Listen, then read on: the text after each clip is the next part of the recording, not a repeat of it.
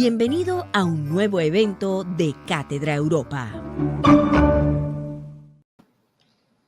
Muy buenas tardes a todos. En nombre de la 24ª edición de la Cátedra Europa, le damos la muy cordial bienvenida a la conferencia El General Santander y los ingleses.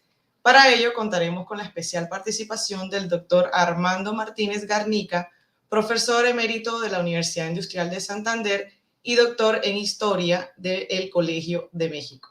Los invitamos a todos igualmente a que se conecten a través de nuestra plataforma catedraeuropa.uninorte.edu.co e igualmente les agradecemos que sus comentarios o preguntas las puedan escribir en el chat de la plataforma.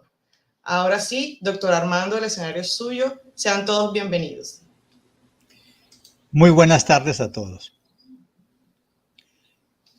Los primeros diplomáticos enviados por el gobierno de la Gran Bretaña a la Primera República de Colombia fueron hechizados por la figura del general Simón Bolívar en un contexto de entusiasmo europeo por las posibilidades comerciales que se abrían en el prometedor mercado del nuevo ente político que había llegado al mundo en la Villa del Rosario durante el año de 1821.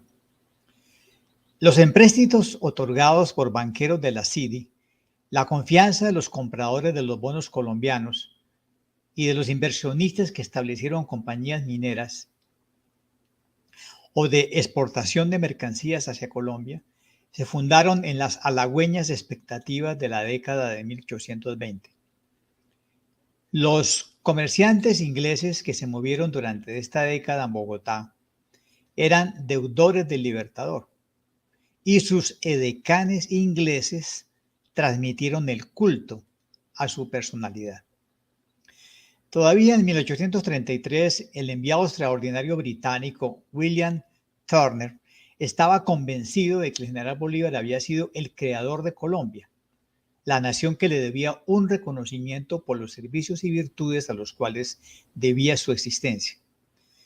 Turner había dado muestra clara de su adhesión al general Bolívar durante el año de 1830, cuando, encabezando la hostilidad de los ingleses contra el presidente Joaquín Mosquera, a quien tachaban de débil y permisivo con los publicistas liberales exaltados, se puso del lado del golpe dado por el batallón Callao y de la convocatoria del general Rafael Urdaneta al regreso del Libertador al mando de Colombia para ponerle fin a la pugna partidista. El secretario de la legación británica, Patrick Campbell, fue acusado por Santander en Londres de haber intervenido decidida e indecorosamente en la política colombiana para alentar la persecución del partido que defendía la Constitución de Villa del Rosario. Confiado en la superioridad moral de los británicos sobre los granadinos, Turner siguió de cerca la última administración Santander, que es la que va de 1832 a 1837, evaluando las calidades morales y políticas de su titular y defendiendo en todo momento los intereses británicos. La política del gobierno inglés durante la década de 1830 tuvo que aceptar el hecho cumplido de la disolución de la Primera República de Colombia y su sustitución por 3 nuevos estados nacionales, velando por que ningún estado europeo hostil a los intereses británicos llegara a controlar a alguno de estos nuevos gobiernos, y también evitando que los Estados Unidos de Norteamérica llegaran a tener, en palabras de él, una debida influencia en el Nuevo Mundo. El deber de los agentes británicos en ellos era el de incrementar la influencia política y comercial de Inglaterra, o al menos mantener la que había tenido durante la década colombiana. El destinatario principal de la correspondencia de William Turner fue Henry John Temple, tercer vizconde de Palmerston, secretario de Relaciones Exteriores desde 1830, quien impuso una política beligerante y abiertamente nacionalista, que sus críticos llamaron diplomacia de cañonero. Palmerston siguió de cerca la convención constituyente que en 1832 aprobó la primera constitución del estado de la Nueva Granada y los resultados de las elecciones para su primer presidente, que fue en primera votación el general Francisco de Paula Santander. Turner puso sus esperanzas en el presidente Santander, quien quizás le proporcionaría la oportunidad de revivir la influencia que habían tenido bajo el gobierno colombiano de la década de 1820. Pero con el paso del tiempo, Turner fue mostrando su desengaño respecto del presidente Santander. Comenzó registrando el espíritu de oposición que se había levantado contra este por su, comillas, completo sometimiento a los consejos de algunos violentos partidarios liberales, cierro comillas, vaticinando que su gobierno no duraría mucho por el incremento de las pasiones políticas que generaban la alarma y disgusto entre los granadinos. El general Santander tomó posesión de la presidencia el 7 de noviembre de 1832 y de inmediato enfrentó los temas de controversia que involucraban las relaciones de la Nueva Granada con los ingleses. El primer tema controversial era el caso del coronel Robert Hunt, irlandés de nacimiento, preso durante más de 2 años por el cargo de haber asesinado al indefenso general José María Córdoba. En este caso pudo Santander dar una satisfacción inmediata a Turner. No solo mejoró la condición del sitio de su prisión, asegurándole que el reo nunca sería ajusticiado, sino que escribió a la madre del general asesinado para rogarle que le escribiera una petición de merced en favor de el oficial irlandés Hunt.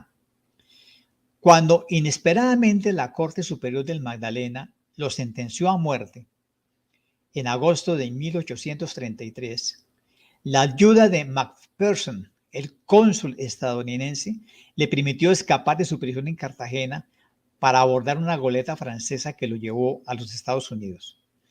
Turner tuvo que aceptar que la facilidad de esta fuga tenía que haber sido planeada y promovida por el propio presidente Santander, quien siempre le aseguró que le sería perdonada la vida, con lo cual Hunt debió su salvación al interés que su señoría, es decir, el vizconde Palmerston, había manifestado en nombre suyo. El pago de la deuda de Colombia con los prestamistas ingleses era un asunto muy difícil de resolver, pues en ello se jugaba el crédito de las 3 nuevas naciones que se habían formado después de la disolución de Colombia.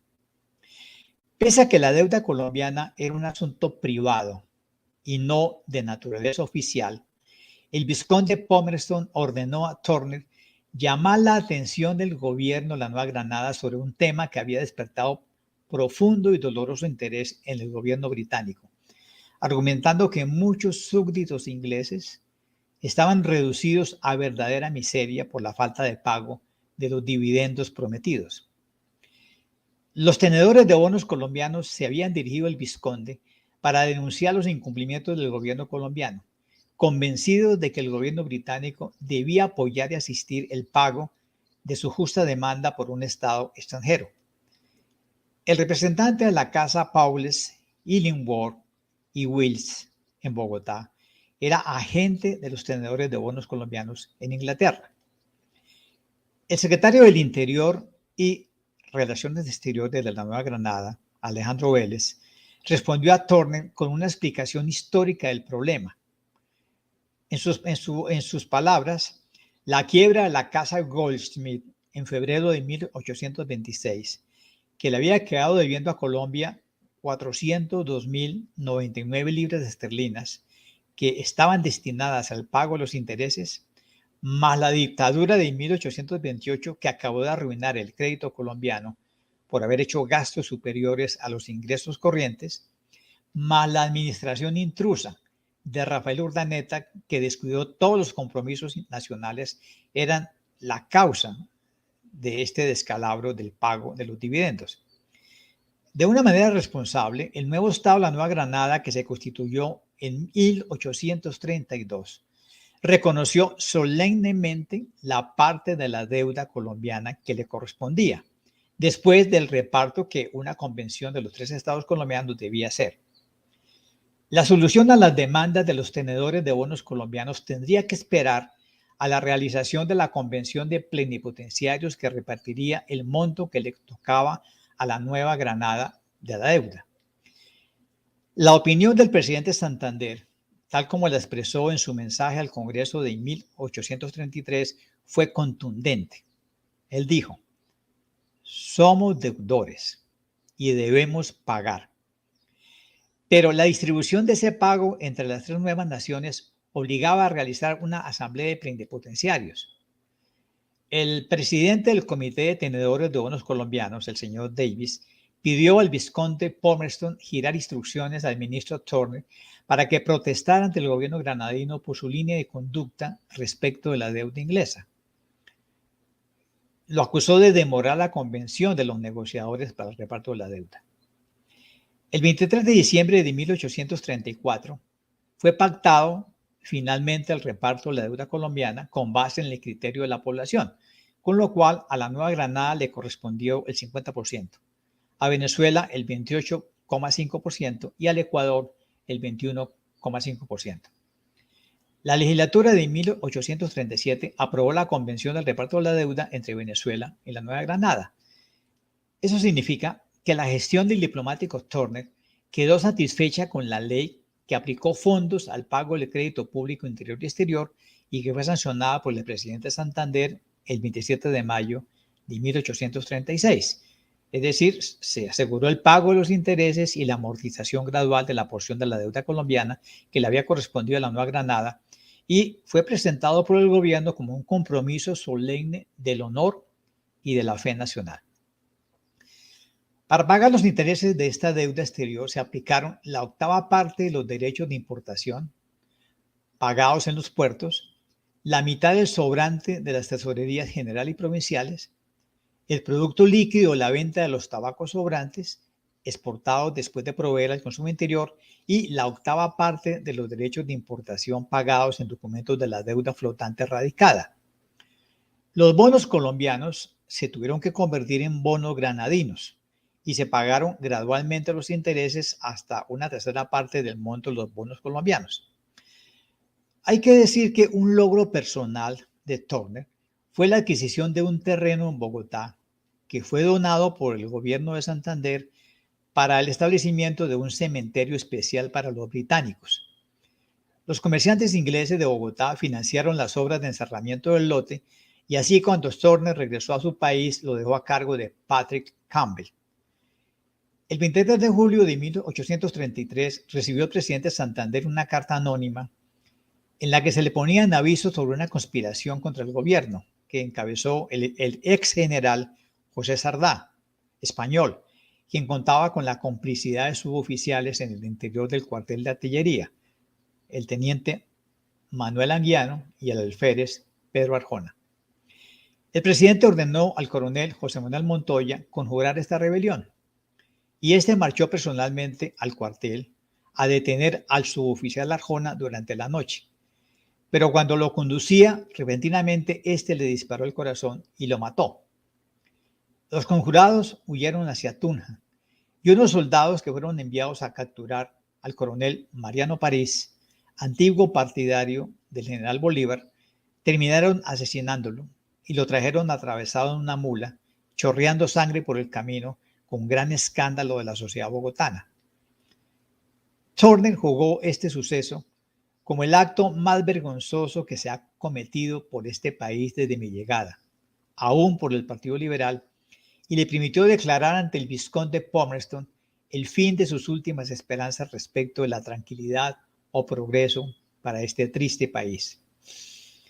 El regreso del general Santander al país, que fue elegido presidente por el pueblo, había sido un sentimiento colectivo de esperanza en tiempos mejores, dado que era el hombre de las leyes y el elegido por el pueblo, el anuncio de reposo y prosperidad. Pero el complot para derrocar al único hombre capaz de gobernar este pueblo dejaba sin perspectiva de sosiego o de felicidad al país.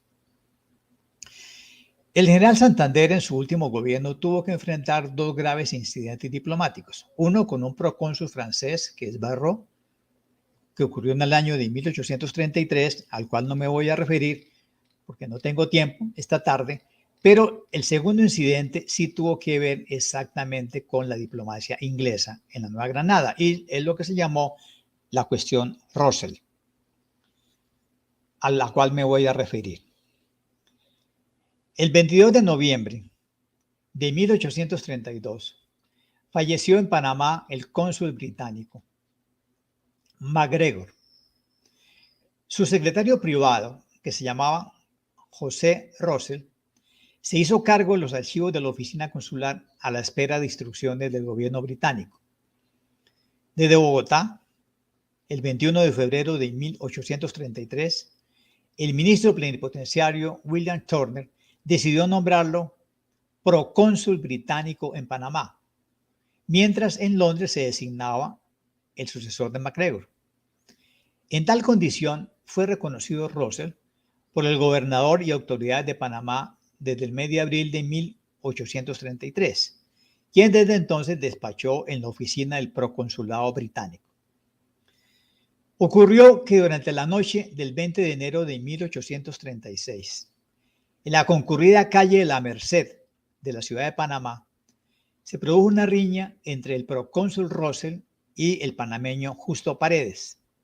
En medio de insultos y golpes, el procónsul sacó de su bastón una pequeña espada con la cual hirió levemente a Paredes. Pronto llegó corriendo al sitio el coronel panameño Tomás Herrera y lo despojó de su espada. Pero en un descuido, el juez del cantonal, Juan Antonio Díez, le propinó por la espalda un fuerte golpe con un bastón que le rompió la arteria temporal. El comandante Herrera lo llevó a su casa, donde lograron detenerle la hemorragia mediante la aplicación de presión en la arteria por 2 días. 5 soldados de guardia lo mantuvieron preso en su casa, mientras estaba en condiciones de ser llevado al hospital o a la cárcel para responder por los cargos que le había puesto Paredes. Tan pronto como pudo recuperarse, el procónsul Russell dirigió una carta privada al vizconde el 31 de enero siguiente pidiendo protección y garantías para su defensa judicial. Durante la última semana de febrero siguiente llegó a Panamá en comisión Thomas Turner para reclamar los archivos consulares que estaban custodiados por una fuerza militar que había ocupado la casa del proconsulado y para preparar un informe sobre lo ocurrido. Este informe, dirigido al ministro plenipotenciario británico en Bogotá, fue datado en Panamá el 12 de marzo de 1836.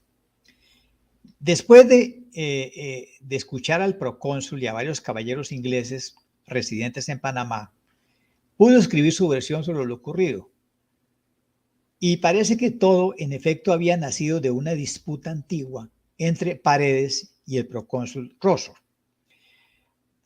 Se recordó que Justo Paredes había sido apoderado legal de la viuda MacGregor y había recibido del procónsul Russell los papeles privados del difunto cónsul MacGregor. Algunos efectos privados de este le fueron cedidos a Russell, quien dio cuenta de ellos a la viuda y aceptó haberlos recibido. Cuando Paredes viajó a Panamá, hizo un canje de cuentas por cobrar con Russell, quien al cobrar la suya al deudor descubrió que había sido timado por Paredes. Pudo alcanzarlo antes de su embarque y lo obligó a entregarle otra cuenta contra otro deudor que pudo cobrar, pero desde entonces se desató el odio de Paredes contra Russell, quien a su turno acudió ante la Oficina de Relaciones Exteriores de Londres para calumniar su carácter. A su regreso, acusó a Russell con acusaciones temerarias ante un alcalde cantonal, quien desestimó los cargos. Pero el 20 de enero, que fue el día del incidente violento, Russell solicitó a este mismo alcalde una citación contra Paredes para que le obligara a pagar un pagaré de $700 vencido que le había remitido un comerciante de Jamaica y que él tenía que tramitar por su condición de procónsul. Pero el alcalde se declaró impedido para actuar porque era pariente de Paredes y aquel era la misma autoridad que siguió el proceso contra Rosa. Esa misma noche, como a las 9 de la noche, se produjo la agresión de Paredes contra Russell, quien se vio forzado a defenderse con la espada que sacó del bastón que en la mañana le había obsequiado el coronel estadounidense Bitterley. Cuando el coronel Herrera, comandante de la guarnición, le hizo rendir la espada, el juez cantonal Díez aprovechó para darle en la cabeza con un bastón, cortándole su arteria temporal y lo puso en peligro de muerte por varios días. Como Paredes resultó con una pequeña herida en la riña, acusó a Russell de intento premeditado de asesinato y su pariente, el alcalde, admitió la acusación en un intento de proteger a Paredes y de cubrir a Díez del injustificado ataque. Thomas Turner intentó, con el gobernador Pedro de Obarrio, quien había reemplazado en el cargo a Manuel José Hurtado, llegar a un arreglo amigable de tan desagradable asunto, pero comprobó que las autoridades judiciales estaban procediendo de un modo vengativo e imprudente en el asunto. Hizo entonces notar que se estaba ultrajando la bandera británica al poner el consulado en manos de una fuerza armada, pero de nada sirvió, pues las autoridades decidieron cerrar el consulado y se llevaron el sello inglés sin entregar los archivos. La imprudencia de las autoridades locales había ido muy lejos, provocando una acción decidida de la Oficina de Relaciones Exteriores inglesa. Esta oficina consideró la carta privada que había enviado el procónsul Rosen el 31 de enero de 1836 y se juzgó en Londres que si lo informado en esta carta era cierto, tenía completo derecho a demandar la vigorosa intervención del gobierno de Su Majestad Británica en procura de una reparación. Pero antes de proceder en falso, John Bidwell, funcionario de la Oficina de Relaciones Exteriores inglesa, le ordenó al cónsul Thomas Turner comprobar la veracidad del relato de Russell. En caso de ser correcta, había que proporcionarle la asistencia requerida para obtener satisfacción por las injurias que había sufrido. Visto el informe preparado por Turner, el ministro plenipotenciario William Turner se dirigió a Lino de Pombo, secretario del Interior y Relaciones Exteriores de Nueva Granada, pidiéndole vigilar el proceso judicial contra el procónsul Russell, dada la evidencia de nula imparcialidad vista, dadas las relaciones de sangre y negocios de los implicados y ante una supuesta absolución del juez cantonal Díez, proferida por el Tribunal del Magdalena, pese a que estuvo a punto de asesinar a Russell. Pero también demandó atención sobre la manera como habían actuado los alcaldes de Panamá en el consulado británico, al haberse llevado el sello británico y al no haber entregado los archivos al cónsul Turner, advirtiendo que esos procedimientos eran una violación de las cortesías de las naciones aliadas hacia sus respectivos agentes. Las respuestas del secretario Lino de Pombo no pudieron satisfacer las demandas de Turner, pues estaban basadas en el informe enviado por el gobernador Hurtado, quien atribuyó a Russell el inicio de la agresión, y aprobaron todas las actuaciones de las autoridades panameñas respecto de los archivos, del sello y del envío de Russell al hospital con guardia, tratándolo como un reo en juicio criminal. Fue entonces cuando el vizconde Palmerston transmitió a William Turner sus instrucciones el 31 de agosto de 1836 e impuso 4 condiciones. Primera, demandar la inmediata liberación del procónsul Russell, y esa era una condición sine qua non. Segunda, destituir a las autoridades locales que se habían excedido en este incidente. Tercera, restituir solemnemente al cónsul la oficina consular y los archivos de Panamá, ofreciéndole una amplia disculpa a Su Majestad Británica. Y cuarta, pagarle a Russell 1,000 libras como compensación por las crueles ofensas que se le habían infligido. El almirante de la Estación de las Indias Occidentales fue instruido para llevar este despacho al cónsul Turner y entregarlo en Panamá en uno de los buques de guerra, y debía permanecer en la costa de Panamá, a la vista, hasta recibir del cónsul un informe del resultado de estas condiciones. Órdenes semejantes fueron impartidas a los capitanes de los buques de Su Majestad en el Océano Pacífico. Además, se pediría trasladar al Tribunal Superior de Cartagena el conocimiento de la sentencia en primera instancia que había sido proferida en Panamá. El presidente Santander y su secretario Lino de Pombo se opusieron a satisfacer la primera demanda y se atrincheraron en el principio de la separación de los poderes públicos, que impedía al Poder Ejecutivo cambiar una disposición judicial que había sido proferida por un juzgado de un cantón de Panamá. Llegó a decirse en la calle que el general Santander había declarado públicamente que antes rendiría la República nuevamente a los españoles antes que permitir a los ingleses salirse con la suya. El gobierno desplegó una retórica patriótica, más interesado en complacer a los granadinos que en satisfacer las exigencias de la Gran Bretaña. De nada valieron las opciones presentadas por Turner para facilitar su cumplimiento. El fracaso de las negociaciones de Turner con Lino de Pombo produjo el bloqueo naval inglés del Istmo de Panamá y también del puerto de Cartagena durante 12 días, que comenzaron a contarse el 21 de enero de 1837.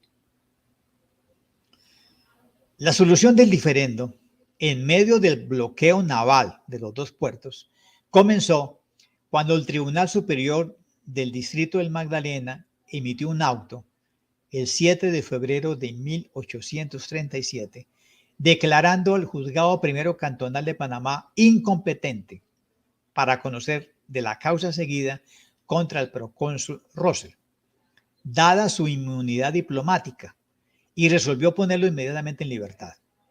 Con eso quedó satisfecha la primera condición y la hizo directamente el Poder Judicial. La segunda condición fue cumplida por la sentencia dada por el Tribunal Superior del Magdalena el 13 de enero de 1837, que condenó al juez segundo cantonal de Panamá, Juan Antonio Díez, a la pena de 4 años de inhabilitación para obtener empleos judiciales y 2 meses de prisión en la cárcel pública. La tercera condición fue satisfecha por el general José Hilario López, que había sido enviado por el gobierno ante el comodoro Sir John Peyton a bordo del buque Madagascar, anclado en Cartagena, el 2 de febrero de 1837.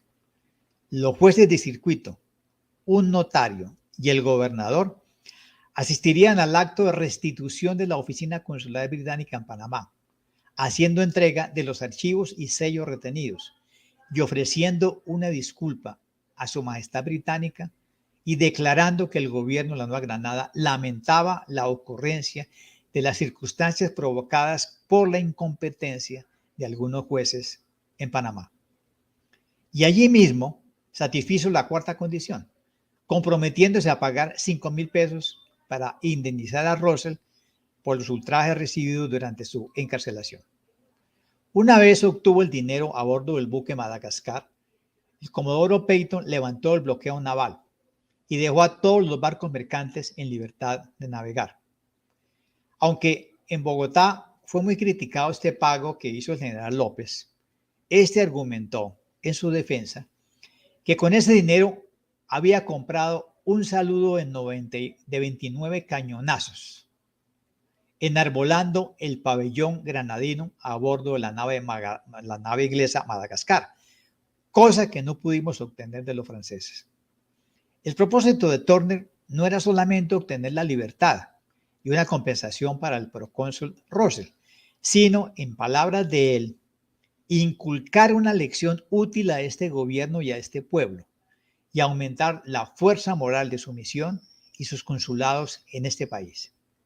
Efectivamente, el secretario Lino de Pombo tuvo que girar una instrucción a los gobernadores de las provincias de la costa atlántica advirtiéndoles que en adelante cuando se procediera a examinar alguna acusación entablada contra algún cónsul o algún agente comercial, debían interponer su autoridad para que se procediera con prudencia, consultando los tratados firmados y las leyes, examinando imparcialmente los hechos y evitando escándalos, insultos u ofensas a la nación a la cual perteneciera el acusado. Pero sobre todo debían informar de inmediato a la Secretaría del Interior y Relaciones Exteriores para que se pudiera contestar las reclamaciones con pleno conocimiento de causa. Efectivamente, la posición inicial del secretario Lino de Pombo se había basado en un informe amañado que le había enviado Manuel José Hurtado, gobernador de Panamá, según el cual había sido el procónsul el agresor, y sosteniendo que todo aparece en contra del señor Rosell. El general Santander tuvo que exponer la versión políticamente correcta de lo ocurrido en su informe anual que tenía que leer ante la legislatura de 1837. Su versión fue la siguiente: el Poder Ejecutivo, que ni aún indirectamente influyó en la declaración del Tribunal del Magdalena, el Poder Judicial no ha sido defraudado en el ejercicio de sus funciones y el Poder Ejecutivo ha obrado dentro de su esfera constitucional. Es decir, puso a salvo al Poder Ejecutivo y dejó que formalmente resolviera todo el Poder Judicial.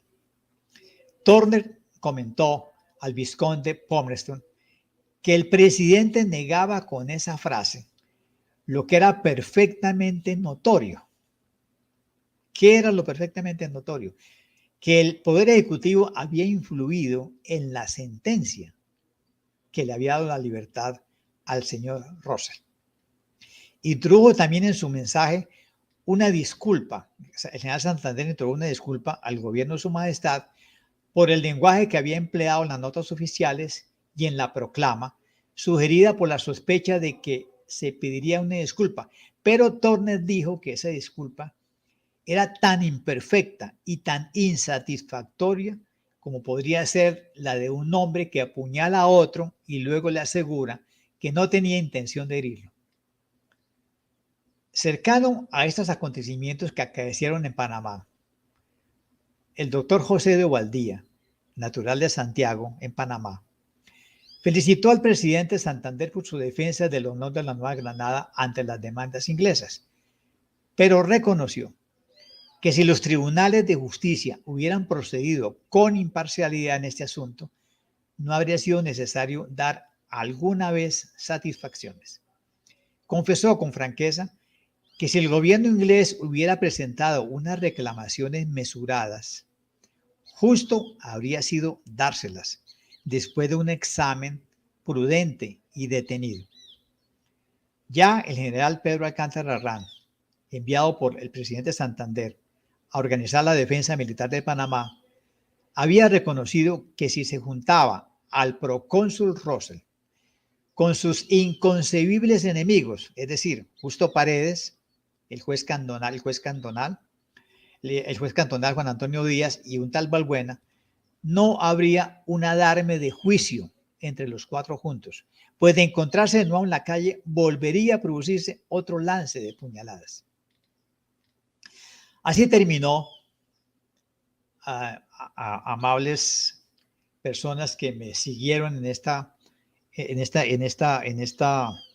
charla, el gran incidente diplomático del gobierno de Santander con los diplomáticos ingleses, ocasionado por la mala actuación de la justicia en la ciudad de Panamá y originado en unas rencillas personales acumuladas entre un secretario de delegación que terminó nombrado procónsul de su majestad británica y un comerciante amigo del fallecido diplomático y de su viuda. Este fue el incidente diplomático más grave que tuvo el gobierno de Nueva Granada con la Gran Bretaña, pero en el contexto de una mirada muy crítica que tuvo el diplomático más importante de Inglaterra en la Nueva Granada, contra el gobierno de Santander, porque es muy notorio en la historia de Colombia que todos los diplomáticos ingleses y todos los generales ingleses que actuaron como edecanes del general Bolívar se comprometieron con el intento de dictadura del general Rafael Urdaneta y obviamente eran todos conocidos como partidarios del partido de los bolivarianos.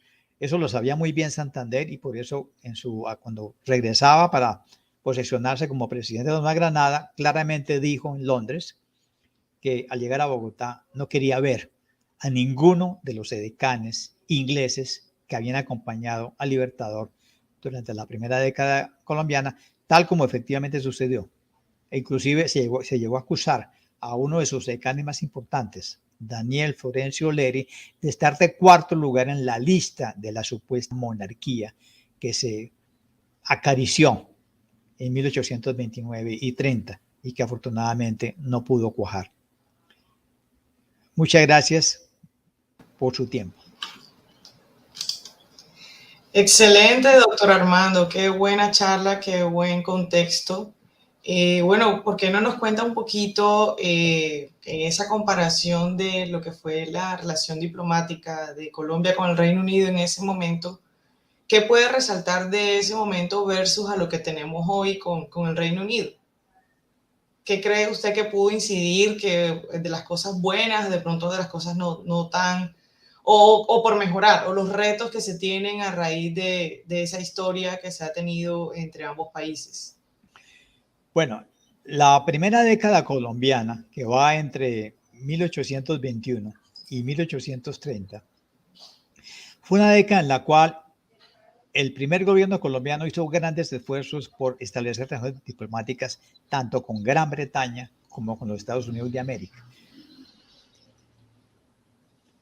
Y se esforzó por tenerlos y logró que tanto los Estados Unidos como Inglaterra fueron los primeros países en reconocer la existencia política de la República de Colombia contra España, contra el gobierno monárquico español. Pero la actuación de los diplomáticos norteamericanos e ingleses estaba marcada por sus recelos y conflictos. Es decir, los diplomáticos norteamericanos, especialmente los que seguían a John Quincy Adams, no iban a permitir ningún experimento monárquico en Colombia, ni el restablecimiento de la monarquía española. Pero los británicos sí acariciaron esa posibilidad en 1829 y 30 y se comprometieron abiertamente con la dictadura de Urdaneta. Pero ellos vinieron en una década en la cual había grandes expectativas en Londres sobre las posibilidades comerciales que se abrieron con ese gran estado que nació, llamado Colombia, que incluía 3 antiguas audiencias, la de Quito, la de Santa Fe y la de Caracas. En la segunda década, que es la década ya de Santander como presidente de Nueva Granada, pues ya esas ilusiones habían muerto y ya estaban con el problema de la deuda colombiana y el pago de la deuda inglesa. Y por lo tanto ya es una década de desilusión inglesa respecto del gobierno colombiano que ya no existe. Y ahora tienen que negociar con el gobierno ecuatoriano, con el venezolano y el neogranadino. Y ya tiene una mirada mucho más crítica y tiene el problema de cómo garantizar el pago de los dividendos y la deuda inglesa, cosa que no se va a poder resolver en todo el siglo XIX. Ahora, hoy en día la situación es muy distinta, porque hoy en día la República de Colombia actual tiene relaciones internacionales con decenas de países y tiene una política mucho más compleja y mucho más rica. Y en ese contexto, pues la relación con Gran Bretaña también está mediada con la relación con los Estados Unidos, que siguen siendo las dos puestos diplomáticos más importantes, lo siguen siendo como lo fueron hace 200 años. Pero es el contexto en que tiene que jugar una nación que nace en 1821 en medio de la gran potencia que fue Inglaterra del siglo XIX, hasta la Reina Victoria, pero de los Estados Unidos que ya están entrando en el mundo. Y de esa disputa diplomática es que van a formular la política de América para los americanos, justamente con la experiencia de los diplomáticos en Colombia. Ok, perfecto, excelente. Muchas gracias, doctor Armando. De verdad que le agradecemos por su especial participación. Igualmente a todos los asistentes por acompañarnos en esta sesión de Cátedra Europa. Esperamos contar con su presencia, no solo esta vez, sino muchas Cátedras Europa a futuro. Y bueno, todos que por favor sigan conectados con la programación de la Cátedra Europa de aquí al 29 de octubre a través de la plataforma oficial catedraeuropa.uninorte.edu.co. También los invitamos a todos a apoyar la formación de más jóvenes talentosos por medio de nuestra campaña Más Becas a través del botón de donaciones que se encuentra en la página principal de nuestra plataforma Cátedra Europa. Que tengan todos una muy buena tarde y muchas gracias.